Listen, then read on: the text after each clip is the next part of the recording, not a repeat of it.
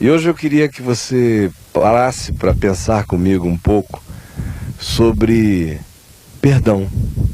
Por quê?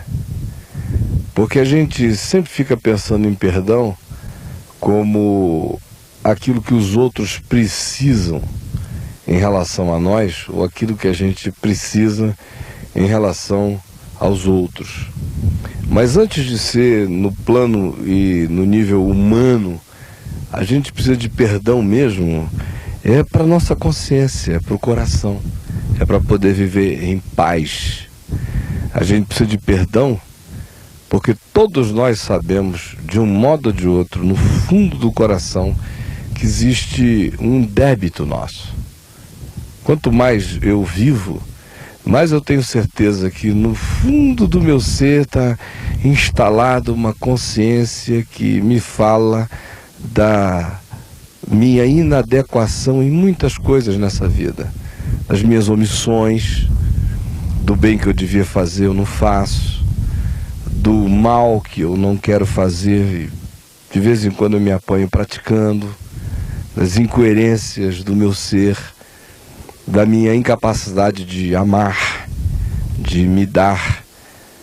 Enfim, eu olho e lá no centro de mim lateja essa convicção de que existe um débito. E muita gente não sabe o que fazer com isso. É uma culpa que fica ali latente. Dependendo de quem é o indivíduo, se ele é muito religioso, ele é cercado por pessoas muito moralistas, ou ele é neurótico e tem tendência a exacerbar o sentido de responsabilidade dele, ficar fixado e angustiado em resolver isso por conta própria, isso só aumenta, isso só cresce, é um estado culposo que vai ficando aflitivamente neurótico no coração do indivíduo. E ninguém consegue viver bem nessa vida se sente assim, intensamente culpado. É uma aflição, uma angústia, um sentimento de débito, uma coisa esquisita, estranha. E a palavra de Deus diz que Jesus, entre tantas coisas, veio ao mundo para cancelar o escrito de dívida que havia contra nós e que constava de muitas ordenanças. E ele removeu esse negócio inteiro, rasgou esse escrito de dívida e encravou na cruz e nos libertou daqueles que têm o poder no mundo espiritual de se tornarem forças obsessivas, estimulando a nossa culpa.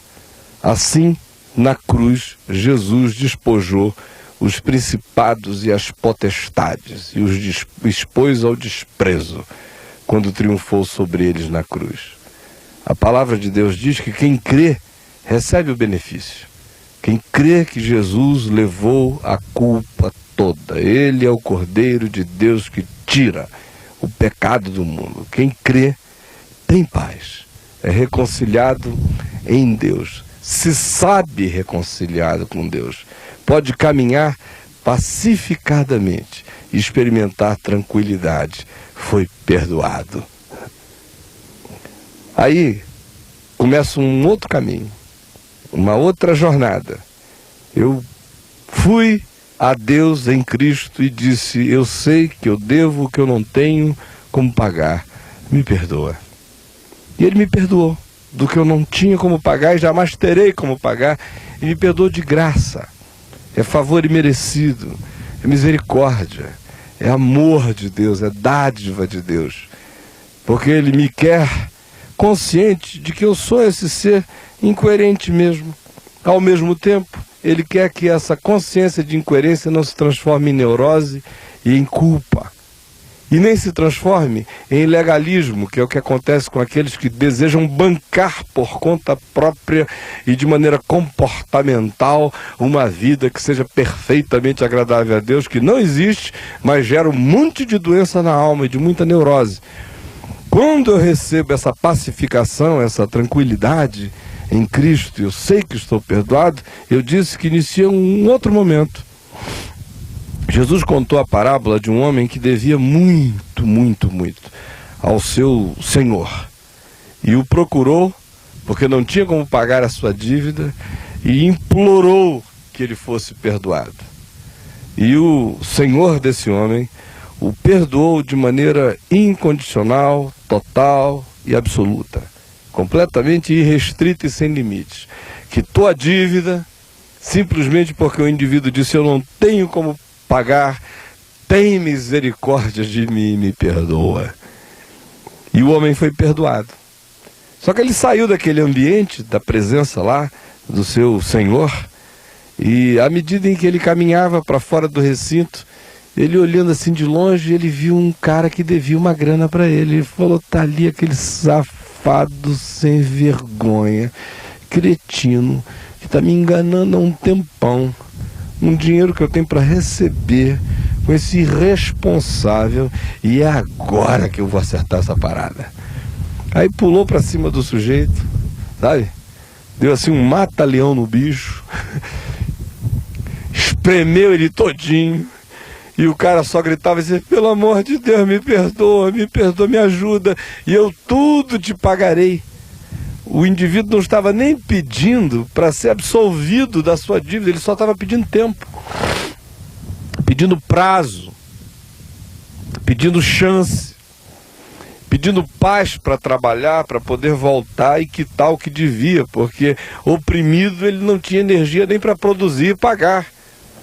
E o outro dizia: não, seu safadão, eu vou te botar na cadeia, seu desgraçado, e você vai ficar lá até me pagar o último centavo.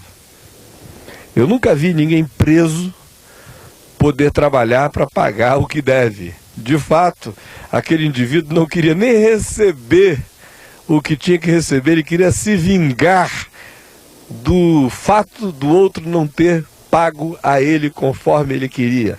Há pessoas para quem a vingança se transforma num bem maior do que o bem em razão do qual eles dizem estar se vingando. A vingança é o grande capital, é o grande valor da vida dessas pessoas.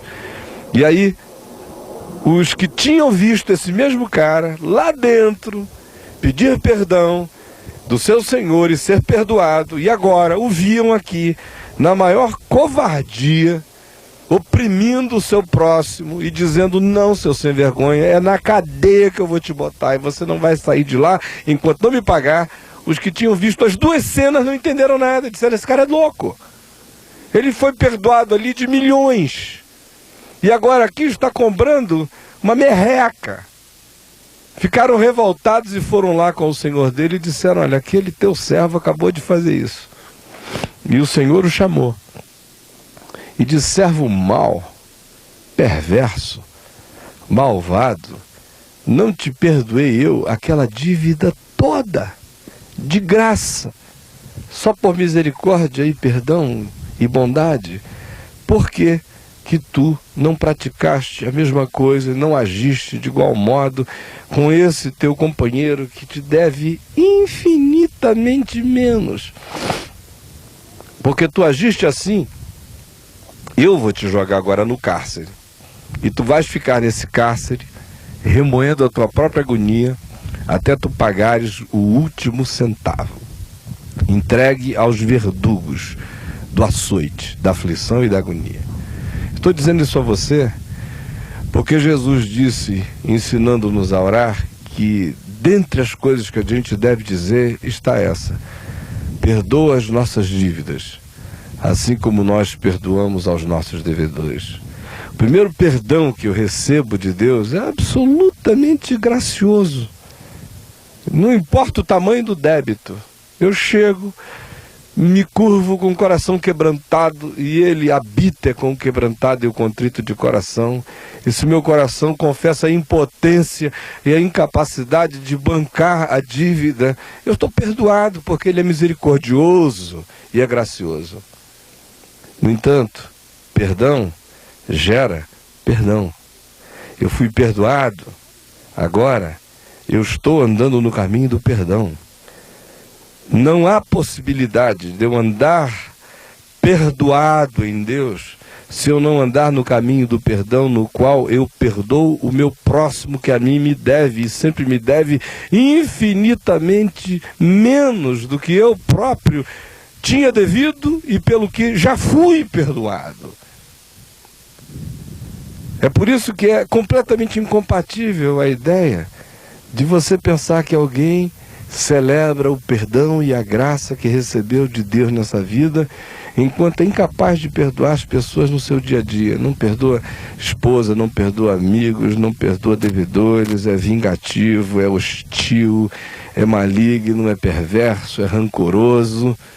Pode ir ao lugar do culto, à igreja, 1 milhão de vezes, pode gritar o que ele quiser gritar, mas enquanto ele não aprender a tratar com graça o próximo, do mesmo modo como ele tem sido tratado com graça pelo Pai que está nos céus, ele está apenas chamando sobre si mesmo os verdugos perturbadores da angústia, e ele vai ser colocado para experimentar e viver a circunstância de ter que ter uma consciência que não para jamais de cobrar dele o que ele deve. O que Jesus está dizendo é: se você recebeu o perdão, transfira esse perdão como graça para os outros, porque se você recebeu o perdão e pratica contra os outros a lei implacável do juízo, essa mesma lei vai se voltar agora sobre você, vai cancelar na sua mente e na sua consciência toda a certeza do perdão e vai instalar em você os verdugos da agonia. E aí, meu querido, o pau canta e a alma sofre. Eu espero que você tenha entendido. Vá no meu site, que está aparecendo aí, e apareça aqui no caminho, em Brasília, no endereço que está aparecendo, especialmente aos domingos, às 19h30. Que você tenha ouvido e tenha entendido, e que o Espírito Santo ilumine o seu entendimento. Até a próxima.